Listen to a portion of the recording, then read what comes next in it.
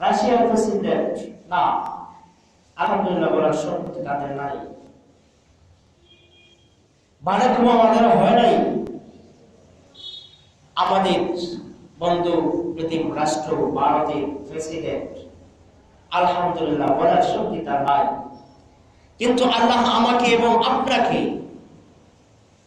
এমন শক্তি এবং পাওয়ার দিয়েছেন, যেই শক্তি আর যেই পাওয়ারে আমরা আমাদের মালিকের প্রশংসা করতে পারি।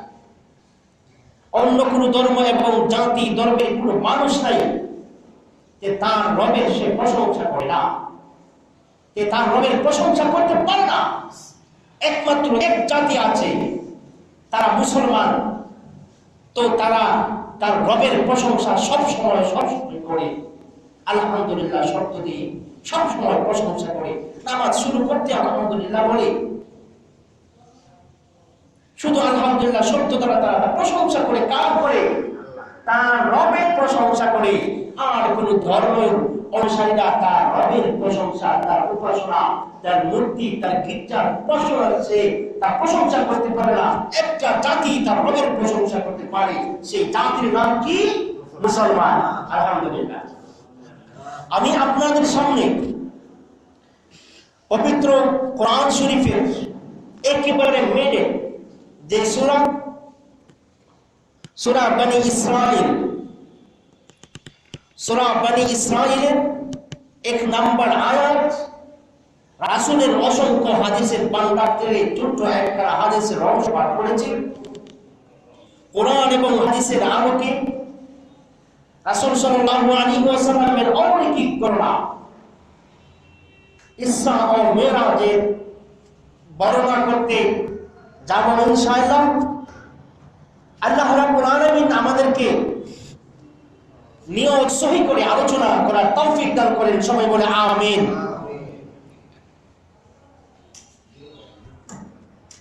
এই মেরাজ অথবা ইসরা,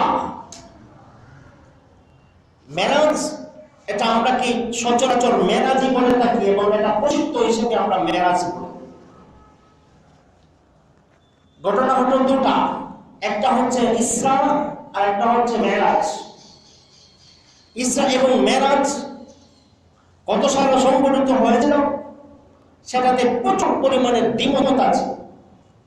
কেউ কেউ বলেছেন নবুয়তের 10ম হিজরিতে 10ম বছর, কেউ কেউ বলেছেন 9ম বছর, কেউ কেউ বলেছেন 11তম বছর, কেউ কেউ বলেছেন এটা আপনার 12তম বছর, 12 বছর এটা সংঘটিত হয়েছে মেরাজটা। মেরাজের মাস কি কারো কোনো দ্বিমত নাই, এটা রজব মাসে হয়েছে, তাতে কোনো সন্দেহ নাই। বাট রজব মাসের কত তারিখে মেরাজ সংঘটিত হয়েছে এটা ইতিহাসবিদরা কোথাও স্পষ্ট ভাষায় লিখে নাই। কোথাও স্পষ্ট ভাষায় মেরাজ এত তারিখ রাত্রে হয়েছে কেউ লিখেন নাই। একটা মত পাওয়া যায় 26 তারিখ দিবাগত রাত্রে, বাট এটা খুবই দুর্বল এবং খুবই দুর্বল। এটা আমাদের দেশে দেখা যাবে যে এই মেরাজকে নিয়ে কিছু মানুষ বাড়াবাড়ি করে, আবার কিছু মানুষ চাড়াচাড়ি করে। বাড়াবাড়ির কোনো সুযোগ নেই, চাড়াচাড়িরও কোনো সুযোগ নাই। দেখবেন আমরা এই দিন আসলে বিভিন্ন জায়গায় মিলাদ মাহফিল হয়, বড় বড় আয়োজন করা হয়। এই দিন দিয়ে মেরাজ হয়েছে সেটার সহি কোনো দলিল পাওয়া যায় না। মেরাজের পরের দিন রোজা রাখা হয়।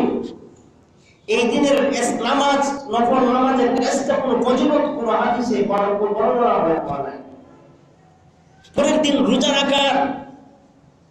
রাখার পরে একটা এক্সট্রা সওয়াব পাওয়া যায়। এই সওয়াবের কোথাও বলা নাই। হ্যাঁ, যদি কেউ এই রাত্রি ইবাদত করে তার সেই নফল ইবাদতের সওয়াব সে পাবে। যদি পরের দিন সে রোজা রাখে অন্য ইবাদতের মতন, তাহলে সে কি করবে? নফল একটা রোজার সওয়াব সে পাবে। বলছিলাম ইসরা এবং মেরাজ কোন তারিখে হয়েছে, কত সালে হয়েছে দ্বিমত আছে। কিন্তু মাসে হয়েছে তাতে কোনো সন্দেহ নাই, রজব মাসে হয়েছে। এই রজব এবং শাবান মাস এটা আমাদের জন্য একটা নিয়ামত, এটা একটা নিয়ামত। এই রজব মাস এবং শাবান মাস হচ্ছে রমজান মাসের জন্য প্রস্তুতি গ্রহণ করা। ইসরা মেরাজের ঘটনা যাওয়ার আগে বর্ণিত স্বরূপ একটা ঘটনা আপনারা শুনুন। আল্লাহ রাসূল সাল্লাল্লাহু আলাইহি ওয়াসাল্লাম নবুয়তের 10ম বছর রাসূল সাল্লাল্লাহু আলাইহি ওয়াসাল্লামের আপন চাচা আবু তালিব দুনিয়া থেকে বিদায় নিয়ে গেলেন, যিনি বাহিরে নবীকে অনেক সহযোগিতা করতেন। কাফের মুশরিকরা রাসূলের গায়ে হাত তোলার সাহস পেত না, কারণ তার চাচা আবু তালিব কোনো জীবিত আছে। ঘরে যখন গেলেন, সাহস জোগানোর মতন মানুষ হলেন হযরত খাদিজা রাদিয়াল্লাহু তাআলা আনহা। দেখলো ঠিক এই বছর খাদিজা রাদিয়াল্লাহু তাআলা আনহা দুনিয়া থেকে বিদায় নিয়ে গেলেন। রাসূল এই বছরের নাম রাখলেন আমুল হুজন, শোকের বছর। এই মক্কার কাফের এবং মুশরিকরা রাসূল সাল্লাল্লাহু আলাইহি ওয়াসাল্লামের উপর অনেক নির্যাতন করতে লাগলো। এই নির্যাতন করার কারণে আল্লাহর হুকুমে আল্লাহ রাসূল সাল্লাল্লাহু আলাইহি ওয়াসাল্লাম তায়েফে গেলেন, হিজরত করে তায়েফে গেলেন। তায়েফে গিয়ে কালেমার দাওয়াত দিতে লাগলেন। প্রথমে কালেমার দাওয়াত যাদেরকে দিতে লাগলেন তারা হলো কায়েস আবদে ইয়ালিনের 3 পুত্রর কাছে দাওয়াত দিলেন, কালেমার দাওয়াত দিতে লাগলেন। প্রথম পুত্র জবাব দেয়, আল্লাহ যদি তোমাকে নবী বানাতো তাহলে কাবা শরীফ থেকে থাকতো না, চুরমার হয়ে যাবে। 2 নাম্বার ছেলে জবাব দেয়, নবী বানানোর মতন মানুষ কি আল্লাহ এই পৃথিবীতে পায় নাই। 3 নাম্বারটা জবাব দিল,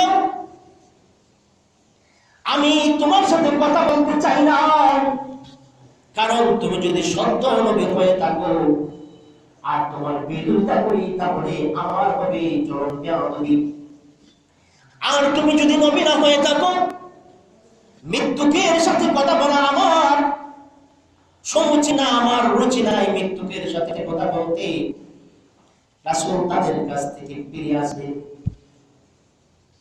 আর ওই 3টা ছেলে এই তায়েফের প্রাসাদ কতগুলা ছেলে পেলেকে দিয়ে দিল রাসূলের পেছনে।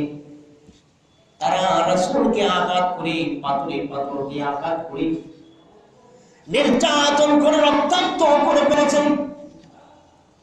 জিবরাইল এসে রাসূলের কাছে বললেন, ও আল্লাহর রাসূল, 2 পাহাড়ে 2 জন ফেরেশতা তার করে আল্লাহ রেখেছেন, আপনি হুকুমটা দিবেন আর 2 পাহাড়ে 2 ফেরেশতারা পাহাড়কে একার করে তায়েফবাসীকে জীবনের জন্য ধ্বংস করে দিবেন।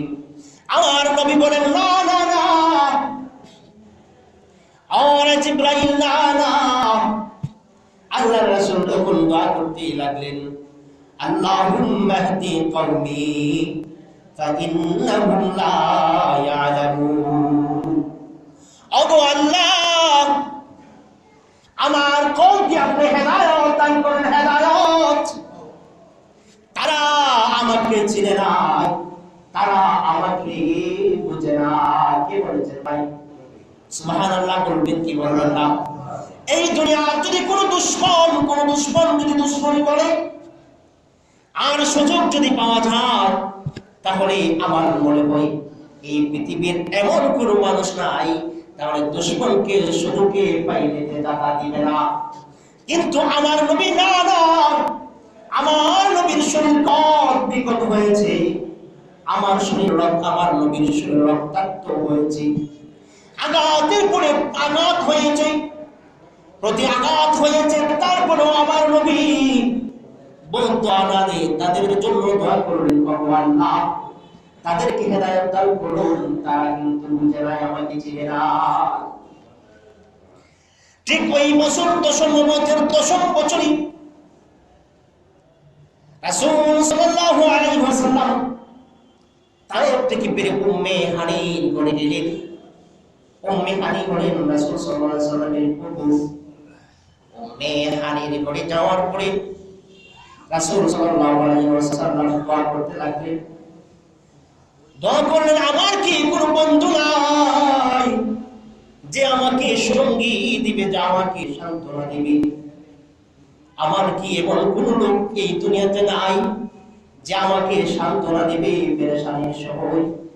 আল্লাহ রাব্বুল আলামিন জিবরাইলকে ডাক দিয়ে বলেন, ও জিবরাইল, তুমি যাও আমার নবীর কাছে যাও, গিয়ে দাওয়াত দিয়ে আসো। বলে, কি দাওয়াত? ইন্নাল্লাহ ইউকরিউকাস সালাম ওয়া ইয়াদুকা। জিবরাইল, ও আল্লাহর নবী, ও আল্লাহর নবী, আল্লাহ আপনাকে সালাম দিয়েছে আর দাওয়াত দিয়েছেন। বলেন সুবহানাল্লাহ।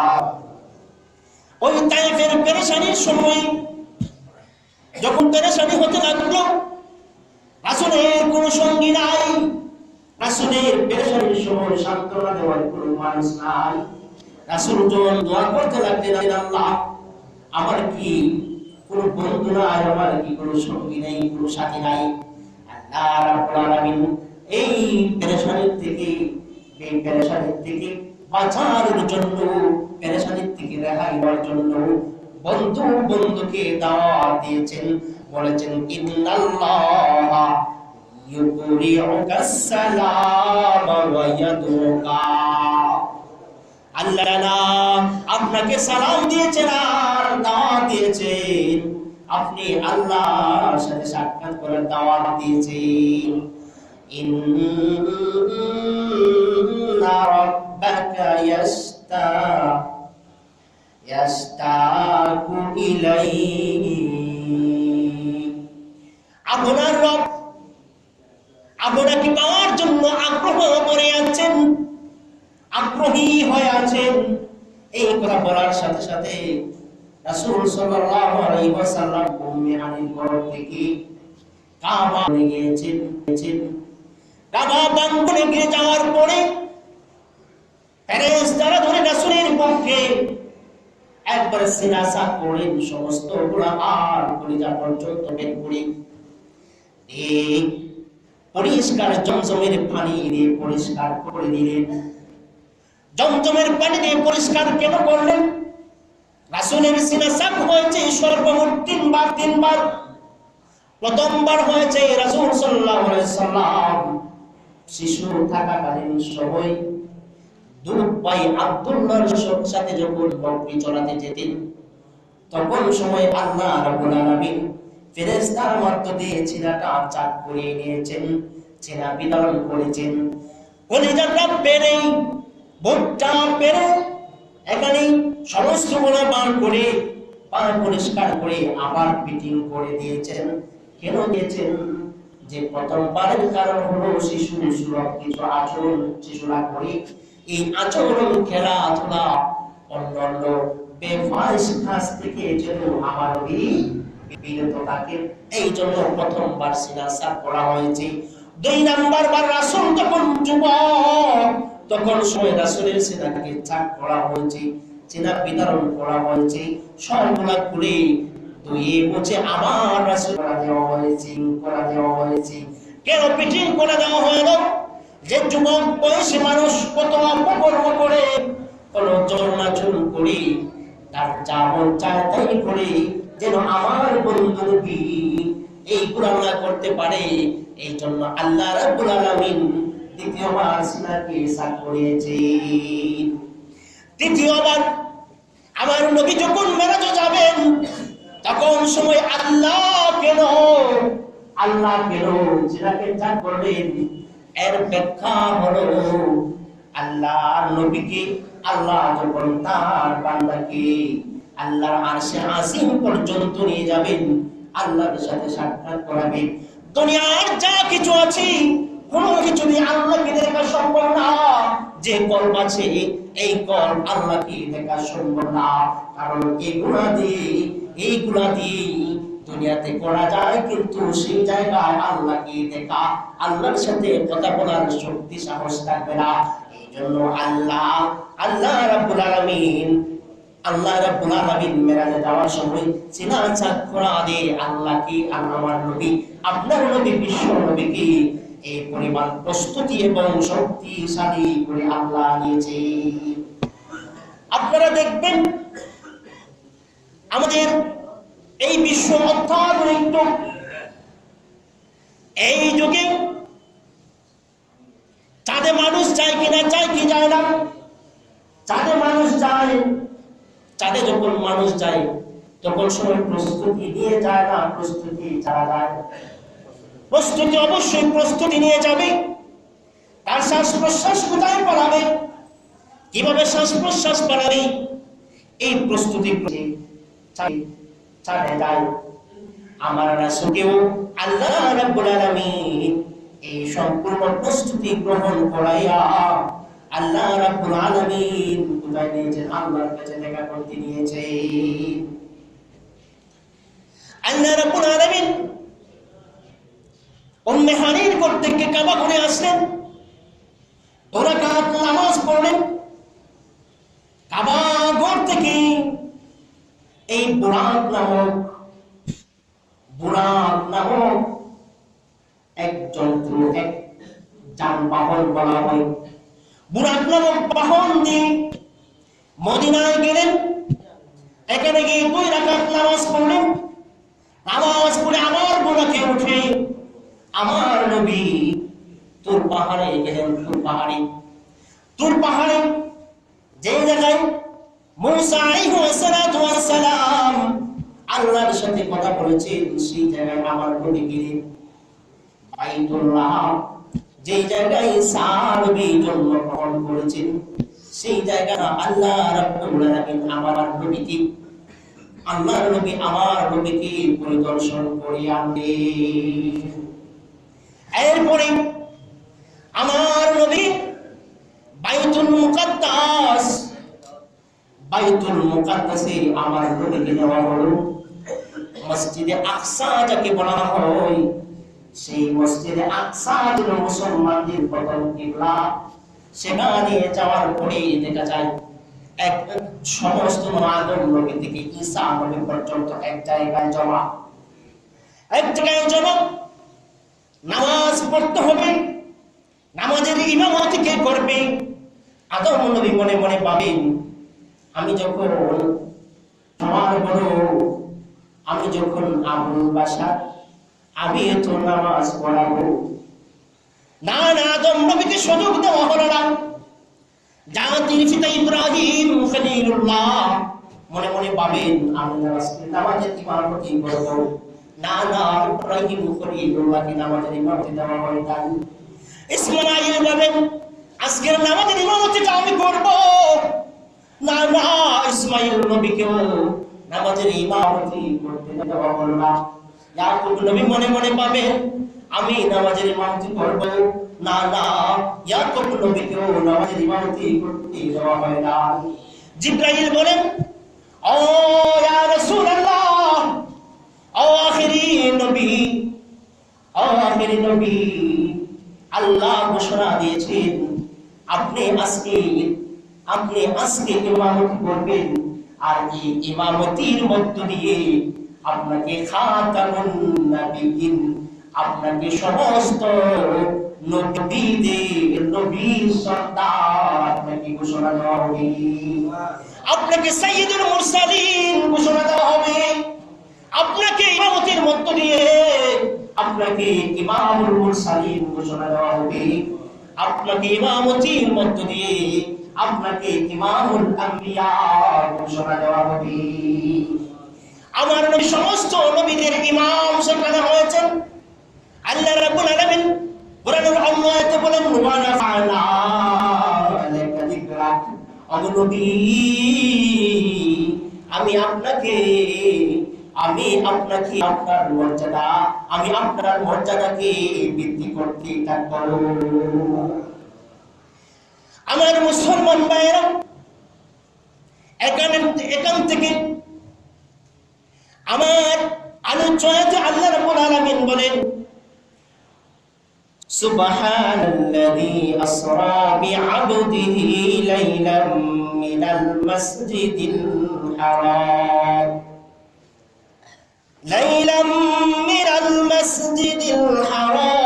ইলাল মাসজিদিল আকসা।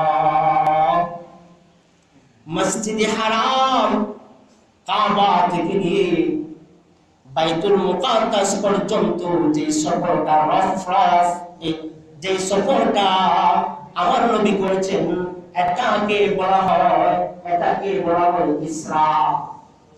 আর বাইতুল মুকাদ্দাস থেকে একটা করে আরশে আজিম পর্যন্ত আল্লাহর নবীকে যে সফর করানো হয়েছে, এই সফরটাকে মেরাজ বলা হয়। মেরাজ, এখানে রফ শব্দ ব্যবহার করা হয়েছে। বাইতুল মুকাদ্দাস থেকে উর্দু আকাশ যে গঠন করা হয়েছে, তার মাধ্যম ছিল রফ শব্দের অর্থ হল চলন্ত সিঁড়ি।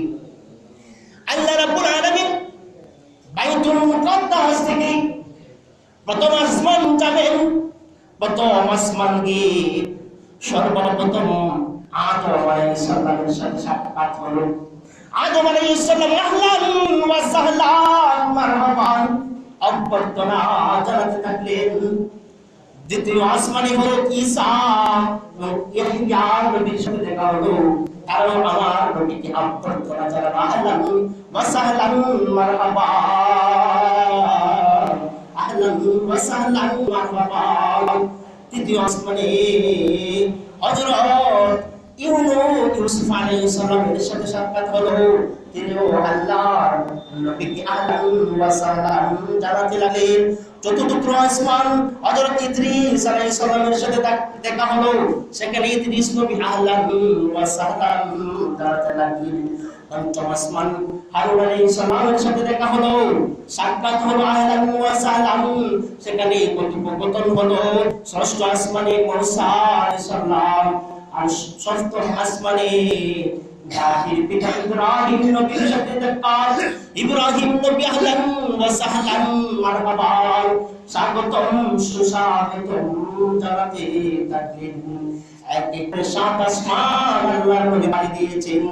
ও ভাই, লক্ষ্য করে জানুন, এই বাইতুল পৃথিবী থেকে নিয়ে সাত আসমান পর্যন্ত কতটুকু দূরত্ব হবে, আর এই দূরত্বের পরিমাণ কতটুকু আমাদের একটু বোঝার দরকার আছে কিনা। আমার মুসলমান ভাইরা লক্ষ্য করে শুনুন, এই যে পৃথিবী আছে, সূর্য পৃথিবীর তুলনায় 13 লক্ষ গুণ বড়। কয় গুণ? সূর্য পৃথিবীর তুলনায় 13 লক্ষ গুণ বড়। সূর্য হলো একটি মাত্র নক্ষত্র, আর কোটি কোটি নক্ষত্রের একটা গ্যালাক্সি আছে। কোটি কোটি নক্ষত্র রাজির একটা গ্যালাক্সি আছে। বিজ্ঞানীরা বলেন এমন কোটি কোটি গ্যালাক্সি একটা মহাশূন্যের মধ্যে আছে। আর একটা মহাশূন্যের মধ্যে যদি কোটি কোটি গ্যালাক্সি থাকে, তাহলে বলুন আমার এই প্রথম আসমানটা কত বড় হতে পারে? একটা আসমান কত বড় হতে পারে? আর প্রথম আসমান থেকে নিয়ে দ্বিতীয় আসমানের দূরত্ব কতটুকু হতে পারে? বিজ্ঞানীরা বলেন যে প্রথম আসমান থেকে দ্বিতীয় আসমান পর্যন্ত 500 বছরের দূরত্ব। তারপরে মহাশূন্য।